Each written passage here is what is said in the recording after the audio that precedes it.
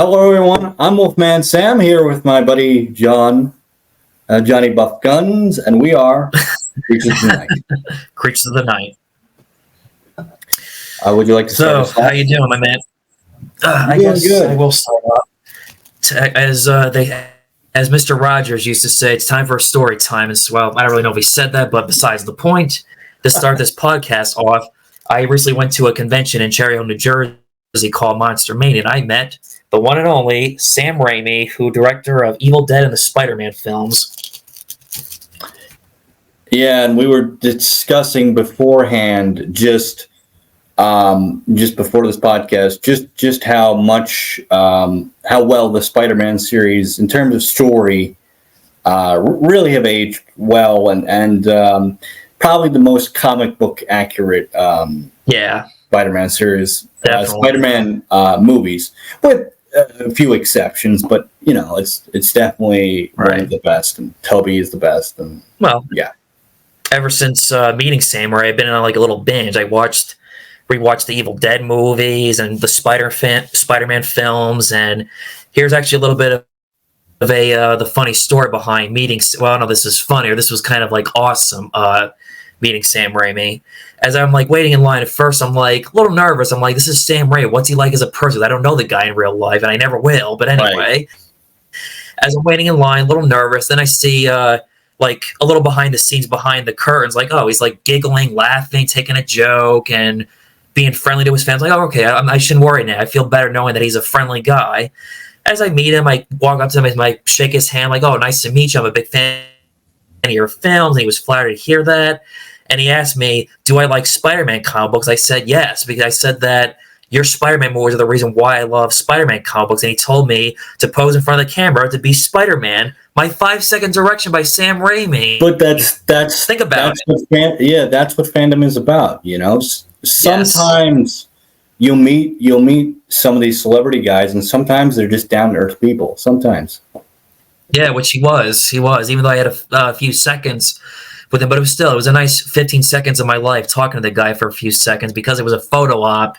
Absolutely. You only get a few seconds compared to waiting in line for hours. Yeah, it's second only. May he rest in peace. But second only to meeting Stan Lee. I would have loved to meet Stan Lee. I'm sure you would have loved to meet Stan Lee. Absolutely.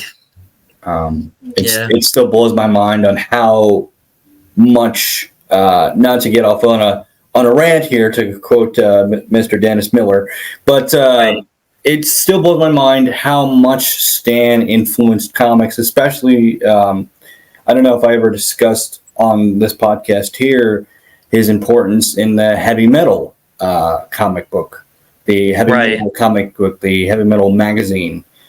Stan's epic comic line actually was responsible for translating a lot of the French stuff, and really was one of the first comics to translate a lot of anime, like a lot of early anime, like Akira and stuff like that. So a lot of what we take for granted in terms of anime and French sci-fi, and would later become American sci-fi, is really thanks to Smile and Stan.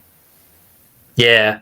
I saw Akira a couple of years ago in the the beginning of the year of New Year of 2020. It was very good, but I need to revisit it again at some point and maybe do a video about it. Yeah, and it's one of the things you could tell that Japan was really, and I emphasize really influenced by Blade Runner. Yeah, Blade Runner absolutely. was a huge influence on sci-fi, the Japanese sci-fi, and in turn American sci-fi, but you wouldn't have known it because when it came out in the 80s originally, it bombed. Yeah, but it's if people have never seen, they know about how Akira was inspired from then again, a lot of things were inspired from Blade Runner at that time. Yeah, without Blade Runner, you wouldn't get The Matrix, you wouldn't get Shell, you wouldn't get really modern day sci-fi, you wouldn't get any of that.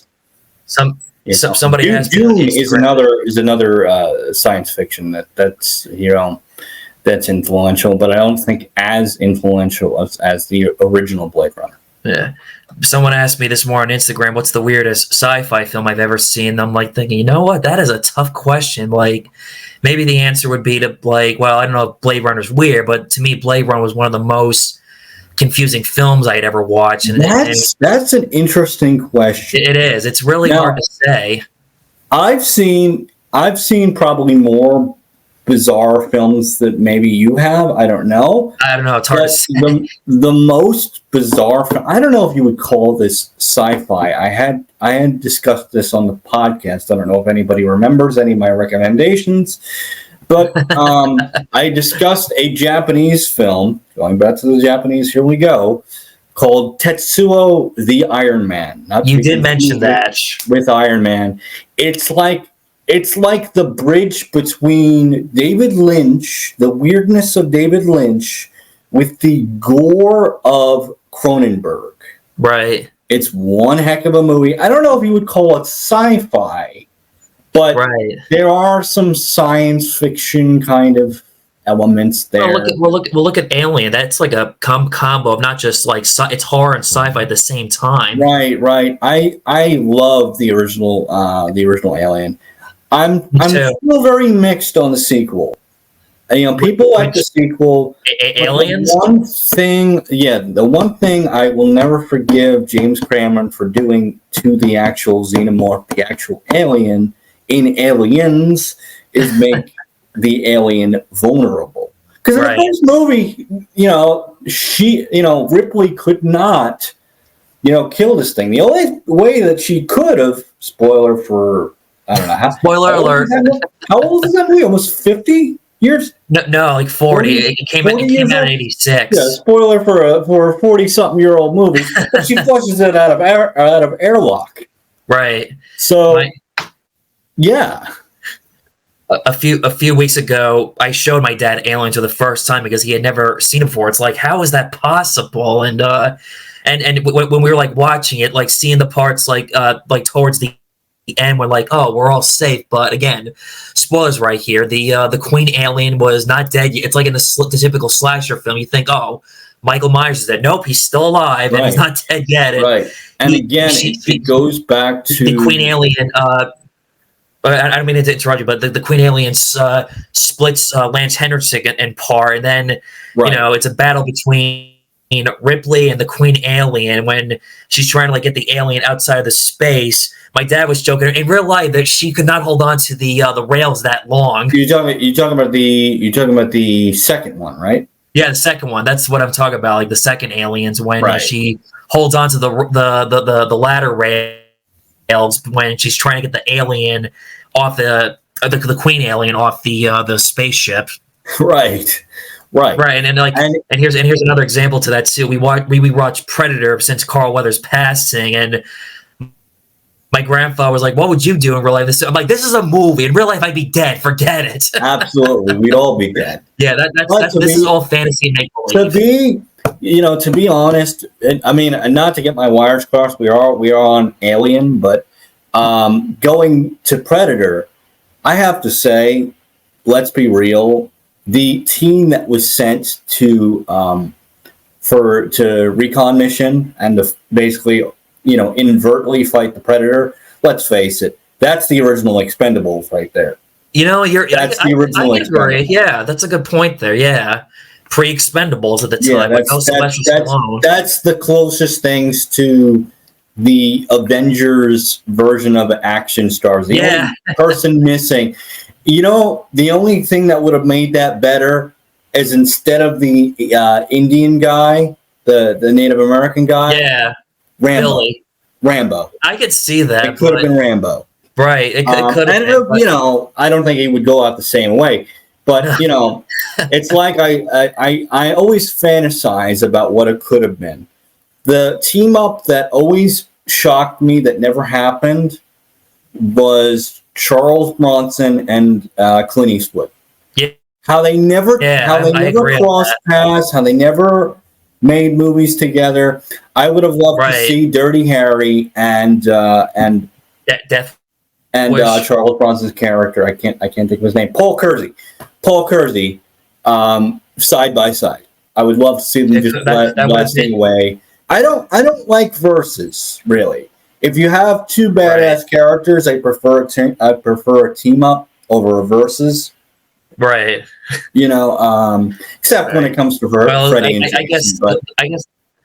I guess the whole point of the verses is to get people to go see the movie and. But think of it this way: you can have that same effect. You can have that same effect with a team up. Right. Right. Like when I was rewatching, let's see, what was it? Crap! Now I'm. Ugh, I always hate that brain fog. I thinking oh shoot. But anyway, go on. Just FYI for those of you that didn't know what I was talking about, I was talking about the characters from both the Dirty Harry movies and the Death Wish movies. Right. Clint Eastwood's character being Dirty Harry, and Charles Bronson's character from the Death Wish movies being Paul Kersey. Right. For those of you that don't know, and we don't know our age bracket and who watches this, so we have to clarify for a possible younger audience because we talk about old stuff. We talk about old movies. Right. And I have seen the first Dirty Harry, and I saw the first Death Wish, but I forget their characters' names off the top of my head too. And great movies. Yeah, Death Wish especially is aged the original Death Wish has aged very, very well. Absolutely. Almost too well. All 5 of them, I own them all. All 5 of them are great. Right. They're all great. I didn't see the sequels. Yeah, you should see the sequels. They're good. They do get a little silly towards the end, but they're still awesome. Right. The 5th one especially has Michael Parks. Are you familiar with Michael Parks? No, I'm not. No. Death Proof kind of movie. I think he was in Death Proof. He's a character actor. Death Proof with Tarantino? Yeah, Tarantino and you probably know if you see him. You're probably like, I don't mean to disappoint people, but Tarantino's Death Proof is not one of my favorite films that he did. I apologize. Like I said, like we've discussed before in chats, I'm not the biggest Tarantino fan. When I was younger, I used to like his movies. I'm in the mix. I liked Kill Bill growing up. I've never seen Kill Bill. Kill Bill 1 and 2. I remember as younger, I liked, but as the years went on, I was like, oh, he just ripped off old movies. Yeah. Okay. And it just took them. It was like finding out that Mickey Mouse was like a chain smoking jerk. It was like, it's like, oh, okay. Or that Mickey Mouse is a ripoff of Clint the gun smoking mouse or something some of old equivalent. Right. Well, despite when people film directors, when they watch a certain film, that's where their inspiration comes from, paying tribute to right. Scene, and my problem with Tarantino, besides the obvious his obvious kink being shoved into every single one of his movies, I can't get over it. I can't. The guy has a problem. Every single movie, there's shots of feet everywhere, and why it's in there. For me, I can see people's point, why people would think Tarantino was on the the overrated side, but I like Pulp Fiction, Reservoir Dogs, Jackie Brown, and keep in mind, I give the only thing I'll give credit to Tarantino. I thank him for exposing me to exploitation films, blaxploitation. He's the reason why I got into werewolf. So a little positive right there for me. There is some clear love there, for those movies. But here's the thing. Here's my problem with it. And I know people are going to disagree. And listen, you can go and like Tarantino, whatever you want to, But this is my 2 cents. What I've realized as I've gotten older is he has and they do this in modern day films as well. I think he's a very bad influence on modern day films, where he has too much of a self-aware sort of hipster vibe to his films. Where Right. okay, we know the type of film he's trying to emulate. And, you know, it does come from a love of old movies, don't get me wrong, but it just, it doesn't seem genuine. Right. Like he's not like Makes originals we thought he was. Yeah, it doesn't seem genuine. It seems almost like Yeah. his sort of modern interpretation of those 70s and 60s movies. You know, if that makes sense.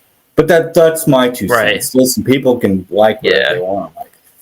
Yeah, exactly. Like I said, like I did like Hollywood. It was good, Hollywoodland, but it's like I liked it, but not enough where I went back to. It was okay. It was good, but not enough where I loved it enough to like go back to revisit it anytime soon. You know what I'm saying? That's how I felt. Yeah, that's how I felt about Reservoir Dogs when I saw it. Everybody talked about it and said, "Oh, it's a great movie. It's a great movie." I saw it and I was like, oh, "Okay." That was kind of the beginning and the end of the love for his movies. I know some people. I know some people prefer Reservoir Dogs over Pulp Fiction, or the opposite. And me, I like Pulp Fiction. You have those crowds of people that Pulp Fiction, right? And I like Pulp Fiction still okay. You know, it's an okay film.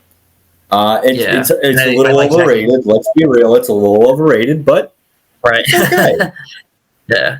I also do find myself going back to Jackie Brown. Like every once in a while, if I want to watch a Tarantino film, I feel like sometimes my go-to is Jackie Brown as personal preference. Yeah.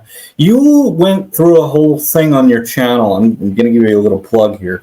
You went through a whole thing on your channel, by the way. Mr. Johnny Buff Guns went through a whole blaxploitation sort of reviews on your channel. Sort of. So I only did Shaft so far. I plan on doing Foxy Brown down the future with Pam Grier. Try Dolomite or Superfly as well. What's it called? Dolomite is one. Dolomite, not Dynamite. Dolomite. Yes. And Superfly or Superfly. Right. Gotcha. So, you know, those are some that could work. Stalker. And of course, Black Dynamite, the movie, not the series. I've heard of that one. Yeah, that Well, that's the other thing. Black Dynamite is the flip flop of that. Is the flip flop of the Tarantino effect, where there's genuine love, you know, for the blaxploitation flicks, and it makes fun of it. And also kind of sort of reminds me of Kung Pao Enter the Fist a little bit. Right.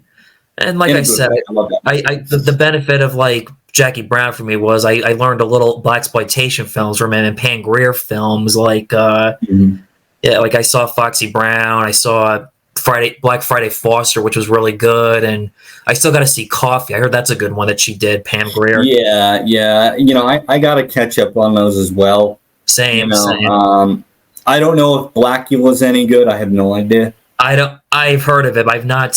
I guess you could say it's like basically, you know, Dracula is a black guy, but that's what they say in the trailer. They literally, I kid you not. I think that's the whole soul brother. I think that's the whole point. It's supposed to be a joke of Dracula, but done as blaxploitation style, if I'm not mistaken. But don't quote me on it. It's you know, and I have to imagine they're a little self-aware. Also, here's another little. I remember a few years ago when I made an indie film. My dad's friend, the woman I worked with, she knew Dwayne Jones from Night of the Living Dead because he was a teacher at the end of his life before he passed away, an acting teacher. Cool. She was one of his students, and because as I'm making the movie with her, you know, like we're making the film together, we're talking together, getting to know each other, asking personal questions. I told her I'm a huge fan of horror and sci-fi films, and she asked, "Did you ever see Night of the Living Dead?" I said, "Yes, I did," and she told me that she knew Dwayne Jones. Like, oh, this is awesome, pretty cool. And she asked me, did I see this film called Ganga and Hess? If I don't know if I'm saying it right. Wait, let me make sure I'm Ganga and Hess. I'm not sure I'm saying it right. I apologize if I'm not saying this right. It's supposed to be another good blaxploitation film.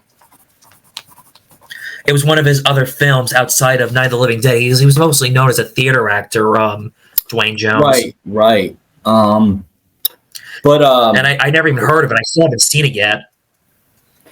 Yeah, well, put it on the list, as I said. Yes, exactly. That's what I just did. I made a list right Yeah. here since you make recommendations. Yeah, we were just talking about there was a Lovecraft film, a film that somebody had made based off of H.P. Lovecraft called the. I talked about it off the record, let's say, but I talked about it. It's called Color Out of Space, and there is an original Color Out of Space called The Curse, which is on my list to see, and it looks good. And I'm always a fan of 80s horror, so if you like Lovecraft and you like 80s horror, I recommend The Curse off of Color Out of Space. Despite Nick Cage, I like Nick Cage, but for me too. Color Out of Space didn't do it for me. Right. But that kind of ties into what I want to talk about. We kind of discussed this as a whole last couple podcasts ago, but I want to kind of zero in on, and I know this is old news maybe for most people who follow the Child's Play series. Yeah, we're way behind with things, so don't judge us. Right. This might be old news, but I gotta talk about. Go ahead. But that's what the sad podcast is all about. State of the Child's Play series. Right. I have no problems with Fiona Dourif, Brad Dourif's daughter. I have no problems. She's a good actress. I look forward to seeing her more things. Hopefully, more horror-related things. But my problems with Curse and Cult, it's the same thing I always say with a lot of the classic horror movies. Right. Horror movie characters. Right. You need to give these characters a break. You need to have the audience want the characters. We have a Chucky series where everybody has their own Chucky doll. And now we kind of lose the plot because it's like, what's the story here? Did Charles Lee Ray split his soul into like thousands and thousands of parts? And then we kind of lose the plot because originally, for those of you who are up, keep up with the series originally, it was about a serial killer trying to find the body, and the only body he could find is the body of this kid Andy. Right. We went from that to Bride of Chucky, which I always love. I love Bride of Chucky. That's a great sequel. I still agree. I rewatched it last Halloween during the month of October. Yeah, same. It's great. It's aged well. It's absolutely. It basically was their version of the Bride of Frankenstein, but done Chucky style. But yeah, and I have a soft spot. I know not a lot of people agree, but I have a soft spot for Seed because I understand. Yeah, that's the opposite for you. Yeah. I have a soft spot for Seed because I understood what it was trying to do. It was trying to be a horror comedy. Right. And it's goofy, and I like it. Right. But after Seed, we just kind of lost the plot. Right. It's like, how long can we keep this up? How long does Brad Dourif have to voice the character? Yeah. And with I understand. I love the character to death. I absolutely. He's my number 2 next to the original Freddy Krueger. Interesting. And I love my serial killers with personality, and I love the character, but I hate seeing him and horror characters as a whole. I'm including Michael Myers in this as well. Right. Just overexploited, having writers not understand the character at all, have writers, directors modernize things, thus dating it.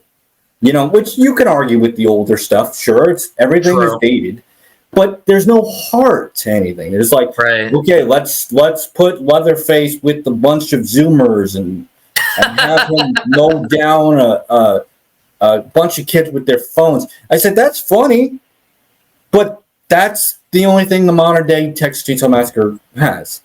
And also, another thing, to make sure that you're not confusing your audience, bring back additional titles. Meaning, if you're going to call it Texas Chainsaw Massacre, call it Texas Chainsaw Massacre something. Stop calling it what the original is called. Stop doing that. They did the same thing with Halloween in 2018. They just called it Halloween. Why did they just not call it Halloween 40 years later? I've stated this before, and I don't want to be a cynic. I've stated this before, but I have a feeling that maybe there's some sort of agenda going around of like, no, this is forget about the old one. This is the new one. Like I feel like the marketing team or whoever's handling the titles is saying, we're going to erase the old one. We're erasing that. And you're going to accept this new one. This new one is going to be the definitive one, and you're going to like it. Like, I don't mean to be that way, but that's how I feel. And that's why I say, like, why not just call it Texas Chainsaw Massacre, insert subtitle here.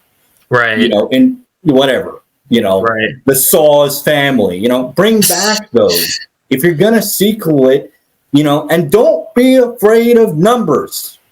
Right. Don't be afraid of numbers. Just because Sly Stallone doesn't do it doesn't mean you can't. You don't have to follow his example. Right. Yeah. Numbers can't hurt you. With this talk about Chucky and Brad Dourif, when I went to that convention, Brad Dourif and his daughter Fiona were there, but I didn't meet them because, well, their line was like from 2 floors up to outside. I could imagine because he's an icon. He's an iconic actor, and and he's got a series going on, and you know. But I'll admit, I know about his daughter, but I don't know anything of her work. That like I'm not familiar. I'm only familiar I'm hopeful that she has a very flourishing career, much like that. When I was rewatching the Halloween Rob Zombie film, I'm like, okay, here was a good like performance. His performance as Sheriff Wagner, especially in the second movie when he was trying to like stop Laurie from finding out the truth, or how when his daughter is killed. That was a pretty good, like powerful, like an emotional, sad scene. Right. I'm like, okay, here's a good. You know, it's like we said, there's highs and lows in both Rob Zombie's remakes. You know, and I like those movies. You don't. That's okay. Right. But they're flawed. I will say, you know, I'm not a Rob Zombie fanboy. I'm not a Rob Zombie fanboy. I like his movies. He does good work. Not all his movies are perfect. Right. I like I like how he's got good taste and like good like character actors that don't music, good taste, and good taste, and like he employs William Forsythe, Malcolm McDowell. Yeah, he pulls from that B movie actor kind of cool, which is cool. Which is cool for hardcore horror fans like us. That's cool. Be like, oh yeah, I know him from whatever. You know, it's like my friend said. How many like directors like him are employing good character actors? None. Like you see Steven Spielberg or Well, me actually, I know Tarantino casted Daniel Harris in. But still, not even close to what Rob Zombie does with casting. Well, much like Tarantino, Rob does have that love for the old school films, obviously. But with him, and he can get a little hipstery, Rob Zombie. He can get a little hipstery sometimes. But I don't know. With his, it seems more genuine. Yeah. It seems more like a genuine love. Right. And given his background of being, because, you know, it's funny, I was watching an interview with him and Joe Rogan. Yeah. Rob went into his background that he came from a family of carnies. Yeah, I read that too. People who ran carnivals. Right. And for me, that makes so much sense. It's not even funny. Right. You know, it's like, okay, the dude came from like ringmasters and carnival people, went on to Pee-wee's Playhouse. That was set production there. That really surprised. It's like, wow, you never would expect. Well, not really. If you follow the path, it's like, okay, I can kind of see the Pee-wee Playhouse carnival connection, and then on to horror films. Okay, I kind of get that. That makes sense. You know, Rob, I've always liked this as a director. Not everything he does lands. You know, the Monsters. I didn't like his Monsters remake. He had its problems, and boy, it did. But you can still tell that there's love there. Yeah, like I do respect I think that's why I don't hate it. I don't hate it. It's flawed as all get out, but when I don't hate it. When I was rewatching the Halloween 2 remake that he did, I didn't realize. It's funny, like you look back, it's like, oh my god, there's the actor who played Grandpa and Herman Munster in the remakes, and who knew at that time? And right, yeah, and also it's weird saying this to like, as usual, like they were playing like the typical like low life piece of garbage is. I don't know why I thought this was kind of funny in the movie when he's told that he tells Jeff Daniel Phillips' character to take the trash out while he's getting laid, and when he's like leaving, he goes outside. He goes, "Enjoy the herpes, old man." I don't know why I thought that was kind of funny, even though it's a little bit, right. Yeah, but I don't know. But anyway, and also getting back to like when I was like watching him on Joe Rogan's podcast, Rob Zombie, when he talked about the disaster when he made the Halloween films, how he had so much problems with the Weinsteins, and there was always creative differences. There was a lot of there's and how he was forced. You could see this. Not to interrupt, but if you bought we're not sponsored. No, we're not sponsored by these guys. But if you guys ever buy the like the special edition for the Halloween, he has an entire disc where you literally see from day one all the stuff they had to go through and all the studio meddling, and like it was a wonder that it was ever made at all. Right. As a teenager, I used to blame Rob Zombie for that, but now as I'm older, now I'm like, okay, now it's really the studio's fault. Yeah, it's really the studio's fault. And say what you will about the Rob Zombie Halloween, and we have discussed this, and I have said this, but Rob succeeded in what he wanted to do. He wanted to make Michael Myers scary again, and he did that. Yeah, he did that. Right. Because before that, we had Resurrection. Lest we forget. I will never let people forget that. Yeah. I mean, to be honest, the Halloween Kills are a series of movies are just as bad, I think. Yeah. But I will never forget the fact that they had Tyra Banks in Halloween Resurrection, Tyra Banks, and Busta Rhymes. When I was Busta Rhymes kicked Michael Myers. The tree, motherfucker. when I was rewatching, I'll never forget that. That was a low point for her, man. When I was rewatching that, because I'm going to be doing videos on the Halloween series, I'm saying to myself, how the hell does one get Tyra Banks and Busta Rhymes for a Halloween film? That doesn't make any. I just don't see. Not only that, but they went with like a reality show, like thing. And not only that, the biggest kick in the teeth for that movie, and like if the beginning of the movie was the end of the movie, okay, right, yeah, like Laurie Strode being killed off. We swam through, in the words of Morgan Freeman in The Shawshank Redemption, we swam through a mile of shit. Like to paraphrase. Right. Because at the beginning of the movie, again, for a movie that's almost 20 years old now. Yeah. 20, 30 years old. You got to see it if you haven't seen it. Yeah, because but Laurie dies at the beginning of the movie. Right. Jamie Lee Curtis's character dies at the beginning of the movie. And it actually is handled pretty damn well. I liked how they did it. And okay, all right, it's a little convoluted that Michael came back, and yes, H2O should have been the end of the series. I agree. H2O should have been the end of the series. You can argue that the first second movie, I can't believe I'm even saying that, but the original Halloween 2 from 81 should have been the ending. Okay. Right. All right. That's fair too. Yeah. But okay. But to Resurrection's credit, the only point I will ever give Resurrection is the way they handled Laurie's death. Yeah. Right? that entire sequence, if that was the end of the movie, I'd be like, okay, that was good. That was a good right. part. Or like some fans like say like it would have made more sense if like maybe Laurie Strode escaped the psychiatric place and she comes in trying to save the people on the reality show. Then I would have probably, it's funny. I would have probably liked their original death for Laurie, the way it was in the film, as the ending of the movie. Right. But then again, because it wouldn't have made anything any better. No, That not at movie was a all. mess. No, It was a mess. and because of like Resurrection's failure, the possibility of a Halloween 9 was like up in the air at the time, and like I said before, like Chet, I couldn't imagine what they could do. I don't know. That's from like the books. There's nothing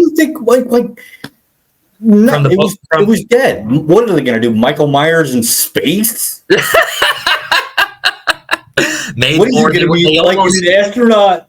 Like they almost did Michael Myers and Pinhead, which even if that wasn't the best idea, but I would have watched Michael Myers and what now? Michael Myers versus Pinhead from the Hellraiser movies. Now that doesn't, to me, every time I see that, I still want to watch it anyway. It doesn't make sense. It's like no, but it's because like Michael. I understand if you want to subscribe to the number 6 and say that he's supernatural. But right. I'm under the firm believer that he's not really supernatural. He's just freakishly strong. Right. Because if you want to buy into the Thorn thing, you gotta buy into the whole Michael is his own uncle. Right. You gotta buy into that whole incestuous thing that the Thorn trilogy from number 6 don't even bring happened. But that's the thing. Like you gotta buy into that whole logic, and that was another really messy movie. And when I do a video, it was not a good year. No, it wasn't. It was a crappy year for Michael Myers. It was the year I was born, 95. 95 was the year I was born. And I was 2 years old in 95. It was a bad sequel for the Halloween. It was Halloween. Oh, it was. And that's another thing. When I rewatched that recently, because again, I'm rewatching them to refresh my mind and write notes and what I'm going to do for the video. 6 is a complete mess. They had no freaking idea what they wanted to do. Yeah, and what a waste of Donald Pleasance. Oh, you could just tell that he was like tired, weak, and he barely had any energy. And also, when I was watching the producer's cut compared to the theatrical cut, I'm like, both of them are shit. Right. It's that kind of thing. Is like you can't pick your poison. You can't save it. It's like somebody trying to bring back somebody that's already dead. like if this movie was a person, it would have been dead. And the studio keeps going an hour later. Clear. You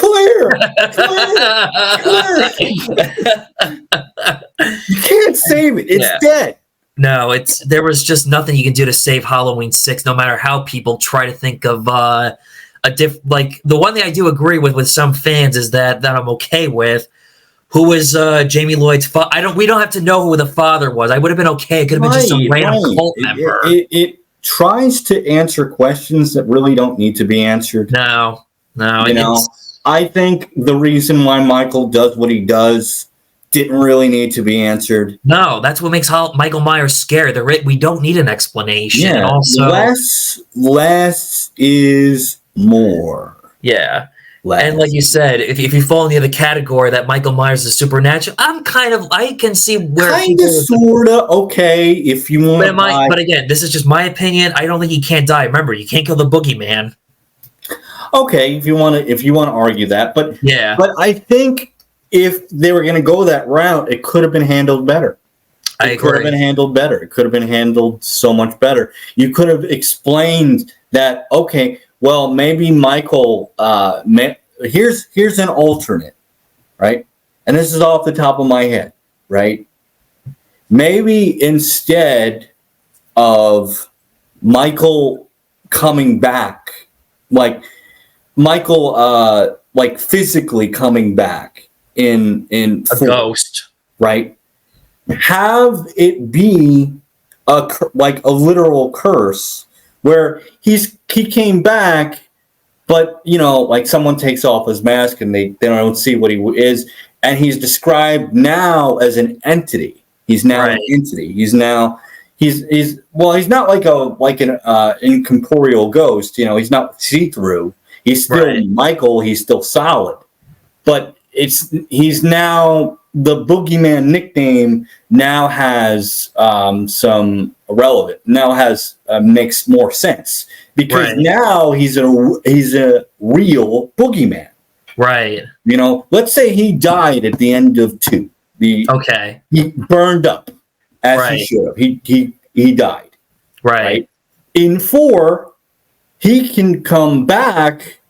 He comes back, but he's not a human. He's not human, right?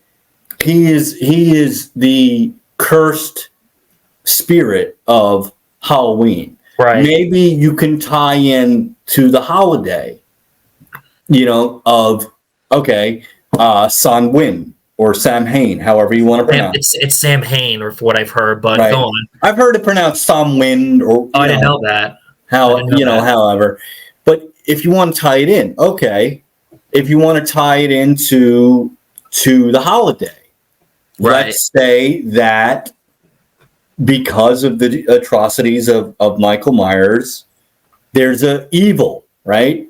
And maybe some people or a force brings Michael Myers back as some sort of evil entity, and now Loomis's whole speech about evil makes more sense because he is the evil of Halloween. Right.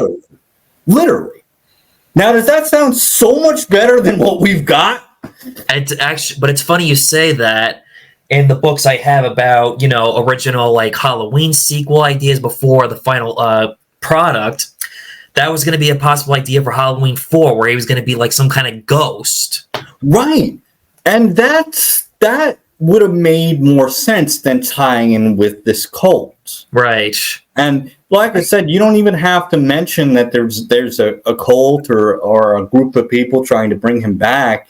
You can just mention, of the spirit of Halloween being a force. Right. Being almost not a monster or not a ghost itself, but a force. Right. And because of what Michael did, it kind of enhanced the evil and brought him back.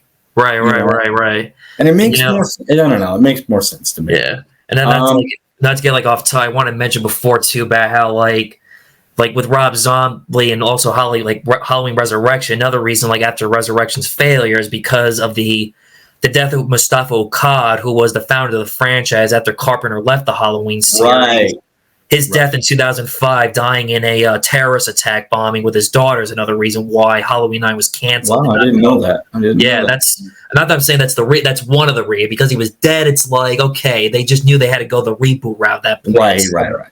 A sequel. And Rob Zombie said when he made Halloween 2, not that this is, people point out that he intentionally wanted to fail because after when he was burnt out from the first Halloween, didn't want to make the sequel because he wanted to do other films other than a Halloween series. Right, and that makes sense. That makes sense. And he said that after doing the Halloween the second when you're kind of tied into a contract. Yeah, Rob Zombie said he's the kind of director that wants to make just the one movie that's something where it does not need franchises or sequels. Yeah, and it still kind of blows my mind that he made a sequel to Devil's Rejects, but which was I heard. I've seen 3 from Hell. I like 3 from Hell. Do I think it needs to exist? No, but I like that it's here, and I hope that it's the last we see of those characters. I really do.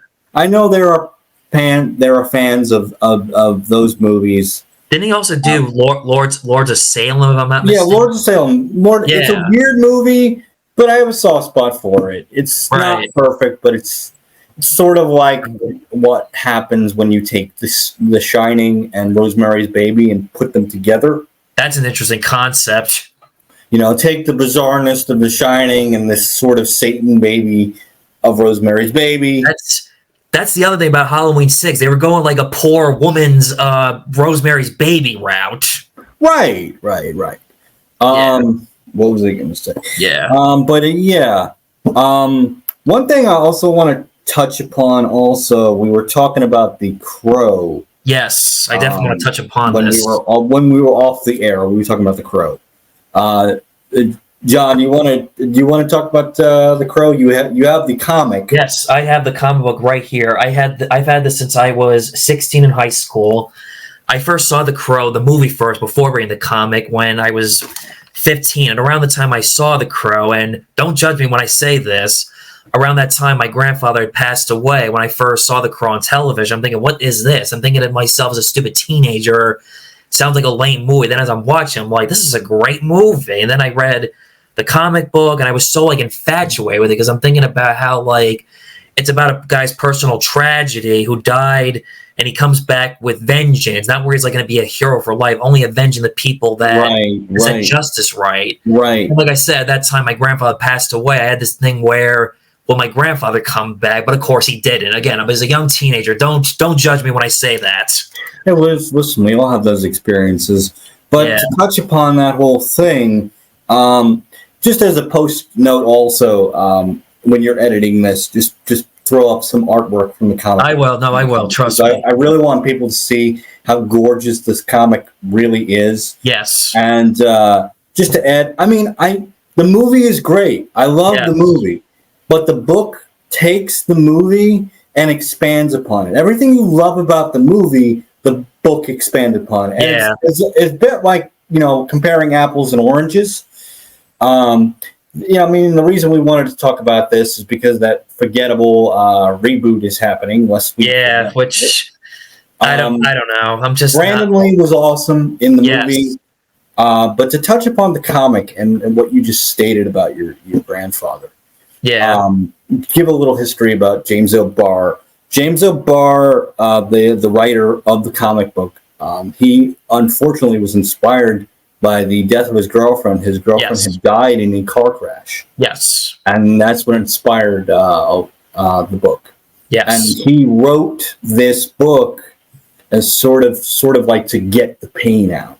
Yes. So when you read those passages in the book of Eric Draven and his fiance musing over his daughter, I almost said daughter, girlfriend, crying and feeling frustrated. Those were the feelings of the writers. Musing over his own girlfriend. Which, by the way, in the comic, for a little trivia for you, the comic version of Shelley of the girlfriend, Shelley Webster, is literally modeled after James O'Barr's girlfriend. I could see that. Literally. And I had reread the comic book recently, and it's one of the reasons why I fell in love with black and white art. Right. It's one of the best stories I've ever read. Me too. It makes me cry. I have no shame. I cry when I read those painful scenes of their memories. Right. And it's very artistic and dark, super dark, darker than the movie. I feel like the sense for those of you who have not read the comic, pick up the comic, its entirety, in gorgeous black and white, and pick up the movie as well, the original movie, if you haven't already, and watch the movie, read the comic book. You can love both. Yeah. It's definitely one of the best comic books for sure. Well, I feel a sense of sorrow when I read the comic and watch the film for a guy who just wants to of course do the right thing. And like I said before, adding that new context of that this was the writer's sort of outlet for all that frustration, for all that anger, for all that sadness. You understand it. It puts the book in an entirely different context. Yeah. And you can feel everything that Eric is feeling. Yeah. And, there is a documentary. I think you can find it on YouTube. I'm not sure what it's called, but I was looking into the behind the scenes of the movie. Right. And I was looking into James O'Barr, the person. Yeah. And the dude, talk about a shitty hand. Right. First off, he was born to a drunk mother. Right. His mother was so drunk that when she had written down the birth certificate, she couldn't remember when he was born. Well, wow. Right? So she just wrote down everything. And years of him just shuffling from family to family, right? The dude's only light in his life was his girlfriend. Right. And his girlfriend was taken. And every time I read those passages, every time I read those passages of the crow, which in the book the crow does talk, the actual physical crow does talk to Eric, and there's a lot of moments of Eric trying to remember or remembering a good time of Shelley. Right. And the crow itself is saying, "What are you doing to yourself, Eric? Why are you doing this to yourself?"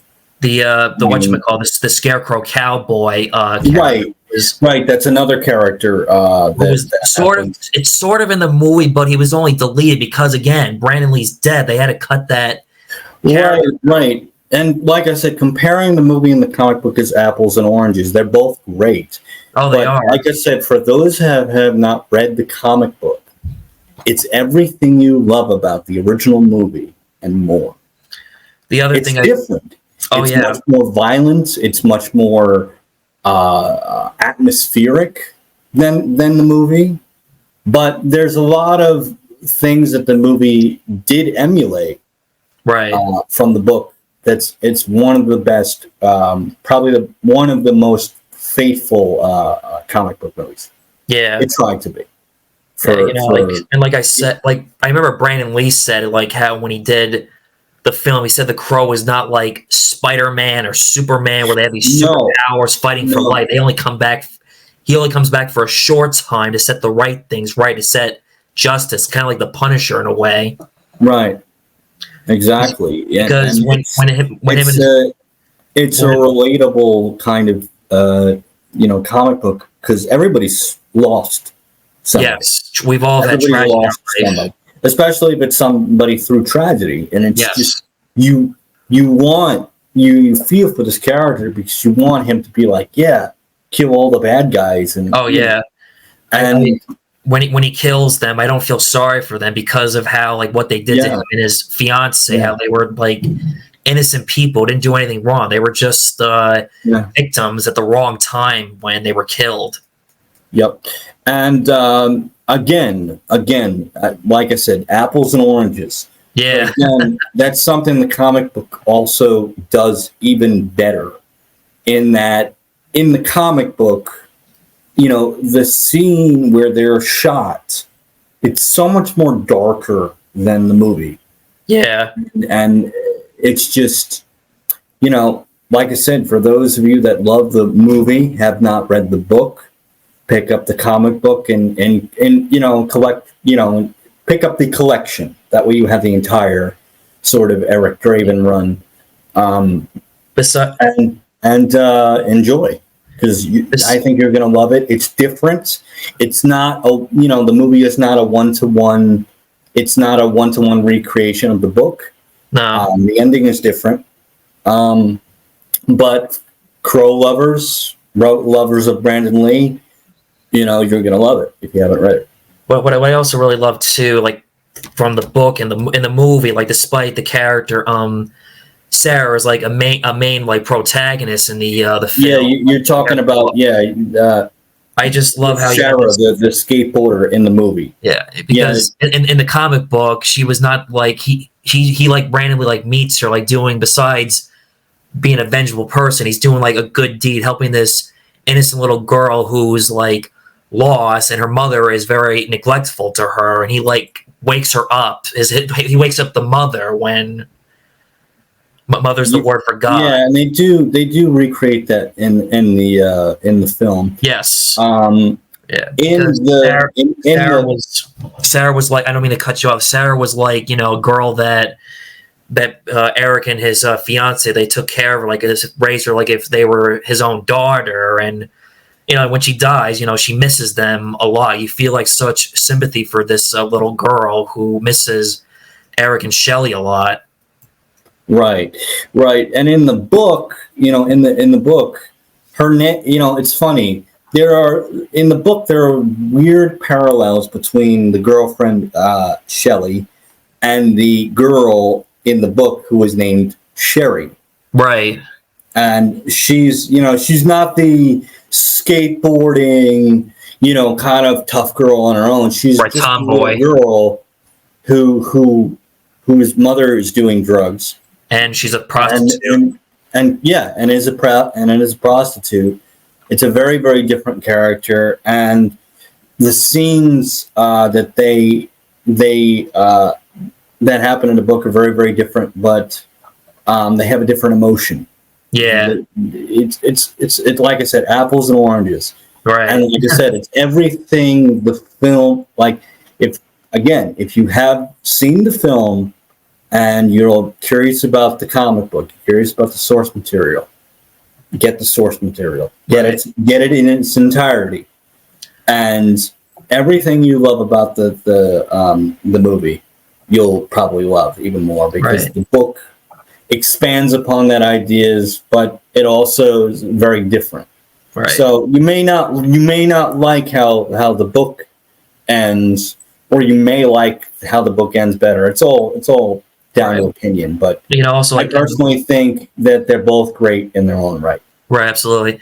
Like in the movie, I like how when, even though despite that he still cared for Sarah, but because he was dead and she was alive, he can't go back to her like he wants to, because once everything is all set, he's got to go back and rest in peace, despite how much he really did still love and care for her, but because he was dead, he couldn't come back to take care of and her. that's something that the book doesn't really touch upon. No. I do like the change.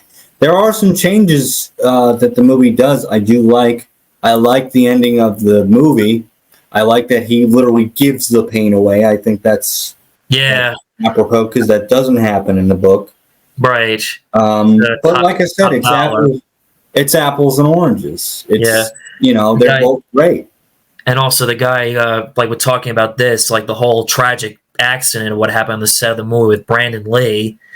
I met the guy who shot him years ago, back in 2014, when they did a Crow 20-year reunion at Monster Mania. The guy Michael Massey who shot him, you can just tell the look on his face, how he was sad. And just, I didn't say that to him, of course. I just watch interviews of the guy, of how you can tell that he had nothing to do with the act, how he didn't know there was a real gun inside that bullet. Right. He didn't know that.